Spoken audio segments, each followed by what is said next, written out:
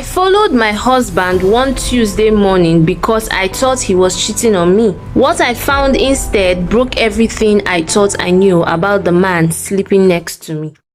Sophia didn't grow up dreaming about love. She grew up dreaming about survival. Her father lost everything when she was 12. One bad investment, one signature on the wrong documents, and the life she knew, the private schools, the vacations, the house on the island vanished overnight. She watched her mother cry in the bathroom with the tap running so the neighbors wouldn't hear. She watched her father sit in darkness for hours, staring at walls like they owed him something.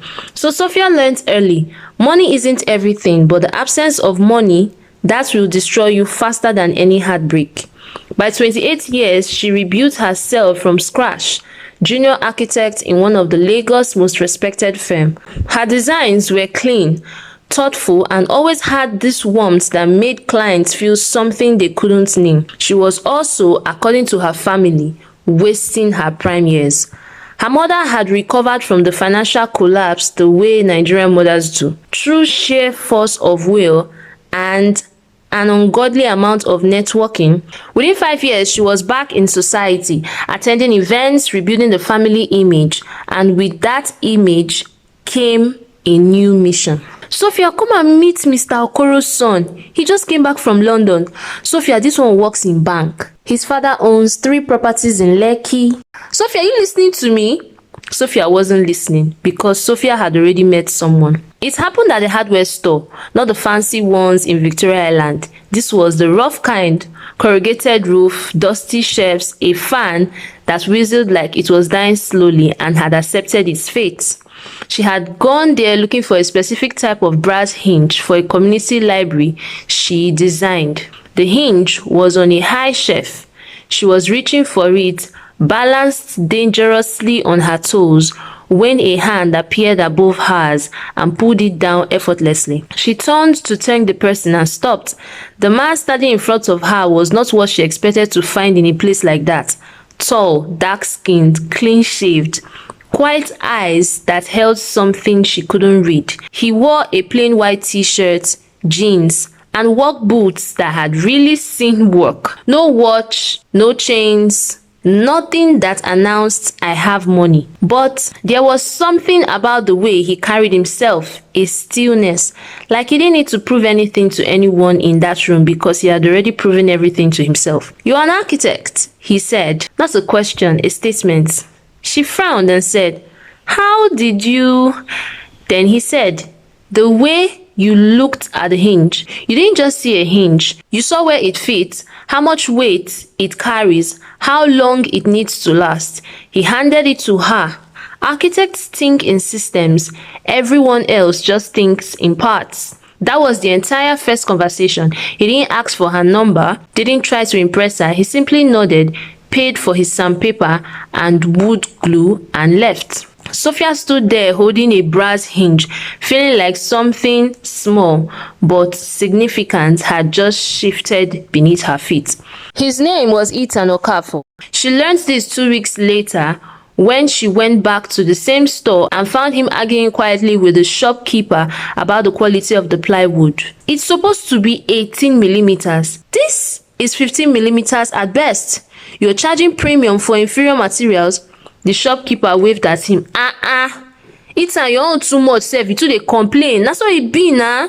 Ethan didn't get angry. He didn't raise his voice. He simply put down the plywood back on the shelf and said, "I'll go elsewhere then." The shopkeeper chased him and promised to make everything better. Ethan and Sophia talked for 45 minutes that day about wood, about design, about the way buildings were being thrown up without thought for longevity or the people who would actually live in them.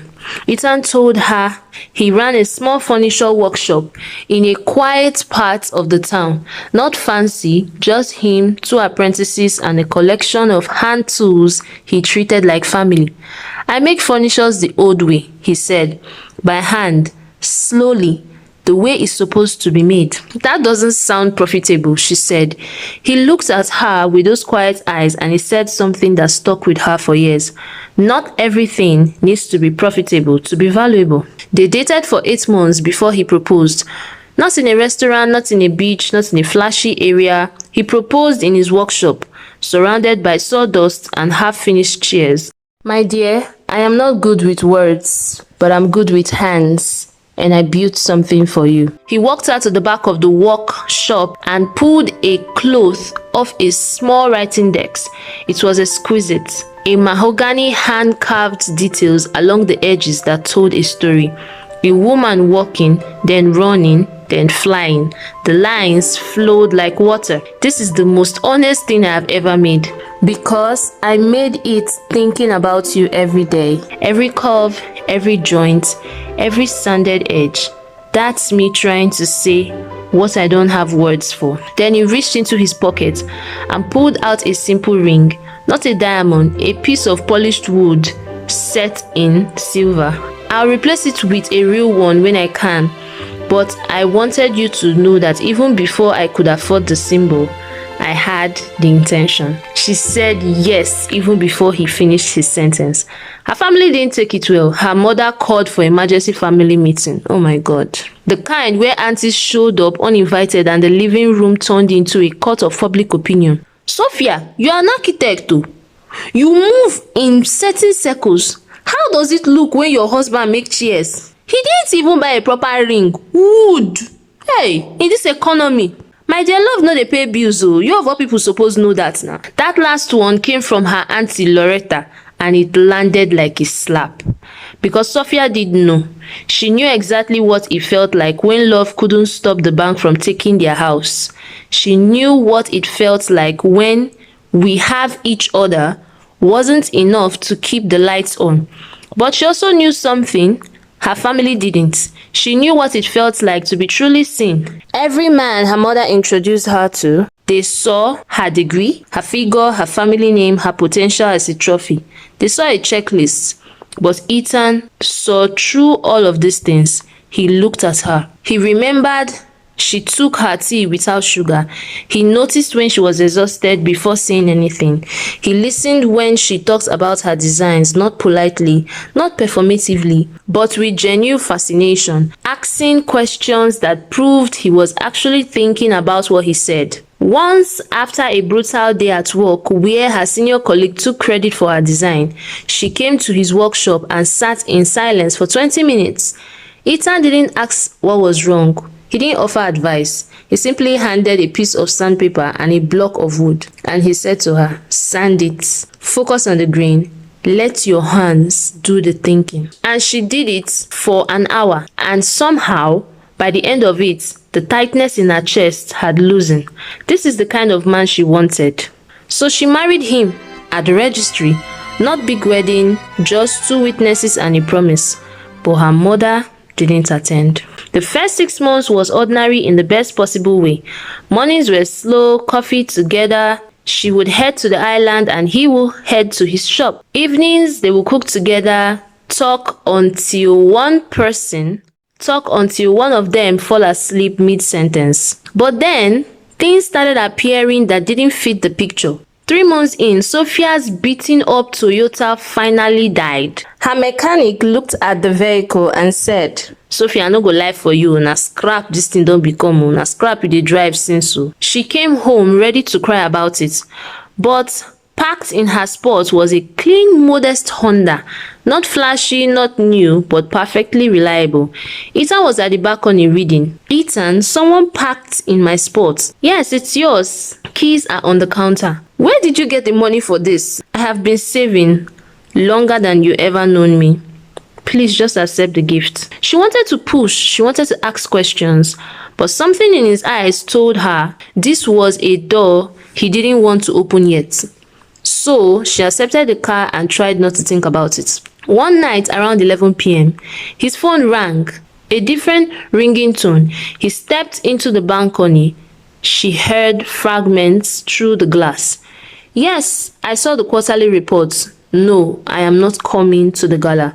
"Tell them I said no." Final answer. "And whatever the board thinks, my position doesn't change." When he came back, she asked who it was, and he said a former business partner. "What kind of business?" He was quiet for a bit too long. Then he responded, "Furniture." Then he turned off the lights. At a wholesaler's shop, a groove shop owner who had been ignoring Sophia politely saw Ethan and completely transformed. He stood up straight, walked past 3 other customers and extended both hands. "Oga Ethan, you don come again oo, I think say you don forget us." He now asked Ethan, "Oga, na your wife be dis? Why you no tell us na?" From that moment, he turned to Sophia and treated her like royalty. He insisted that she sit and offered her water, biscuits and everything. When they left, she said, "This man called you Oga with capital letter O, and he has not treated me like this before." Ethan just said, "Maybe he likes me." She laughed, but it wasn't quite funny. Then an envelope arrived. Thick cream paper, gold embossing, the kind that didn't come from regular people. Annual Industry Leaders Gala, Echo Hotel, black tie by invitation only. Ethan's name was on it. Not Ethan Okafor, furniture maker.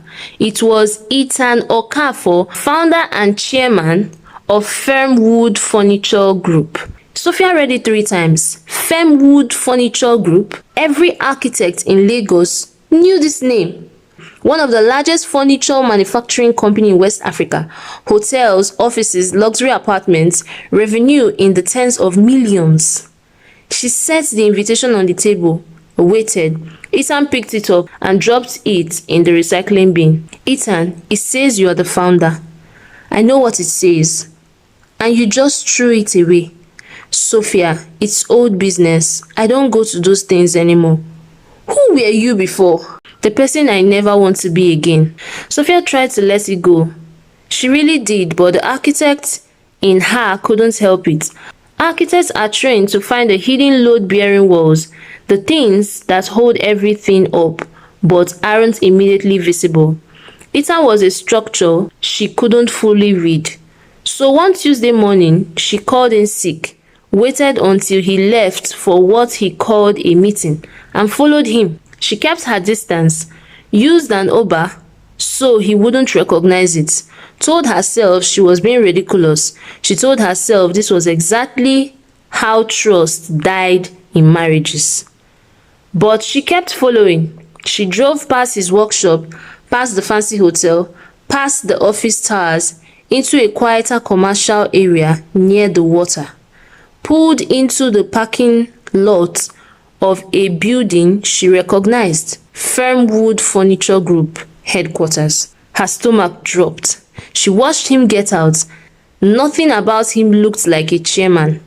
But then 2 men in suits standing near the door saw him. They straightened up immediately, not casually, the way soldiers straighten up when a commanding officer approaches. One opened the door, the other said, "Good morning, sir. They are all waiting for you in the boardroom, sir." Sophia parked, got out, walked in behind them like she belonged there. The 4th floor opened into a wide corridor with glass walls. At the end was a massive boardroom. She stood just outside where she could see but not be seen. 15 people seated around a polished table, men and women in expensive suits, laptops, folders, confident body language. Ethan walked in and every single person stood up. "Good morning, everyone," Ethan said. "Please sit." They sat. A sharp-looking woman at the head of the table, clearly the CEO, began presenting. Q3 revenue, Western African expansion, new hotels contracts in Accra and Dhaka. Ethan listened, nodded, asked questions that were so precise, so economically literate, that Sophia's jaw dropped. This wasn't a man who had dabbled in business.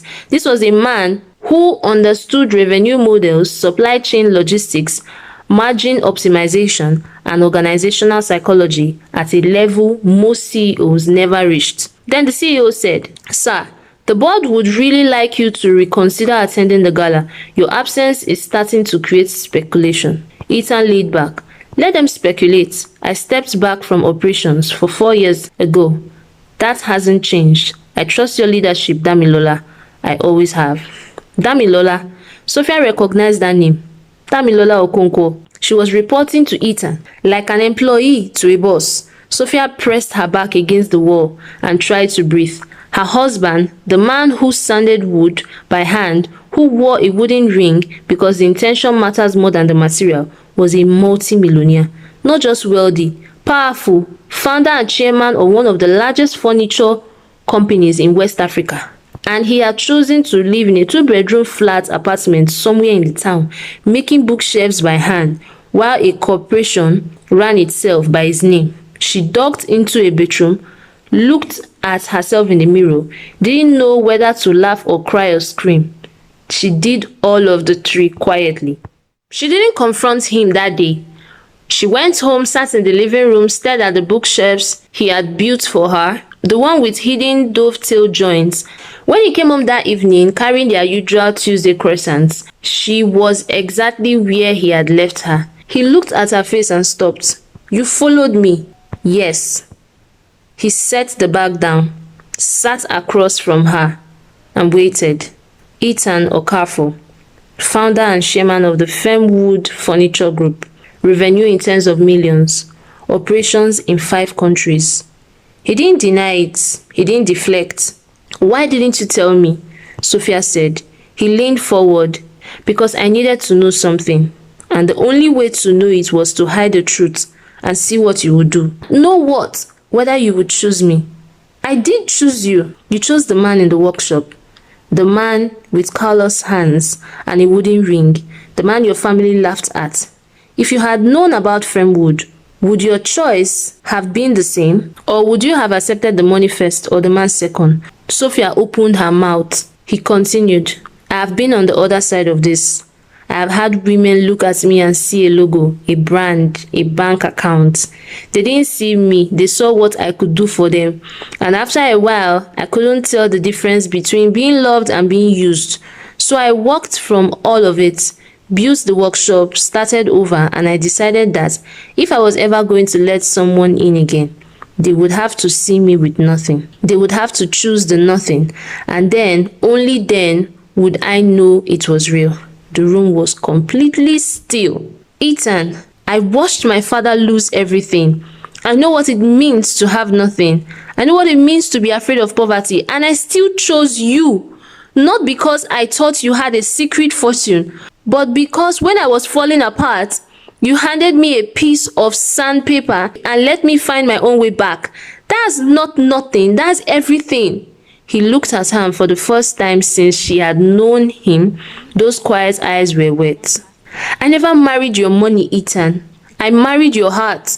And your heart was in that workshop, not in that boardroom." He stood up, crossed the room, pulled her into his arms, and held her like she was the only real thing in a world full of performance. "I know," he whispered. "That's why I knew I could trust you with the truth." The days that followed were about adjustment. Not bad, just shifting. Ethan opened up, slowly, like a door locked for years. He told her about building Fernwood from nothing. In his late 20s, sleeping in the factory because he couldn't afford rent and a payroll at the same time.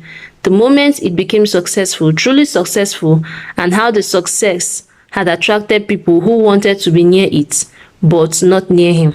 "I would go on dates," he said, "and within 10 minutes they will find a way of mentioning Fernwood.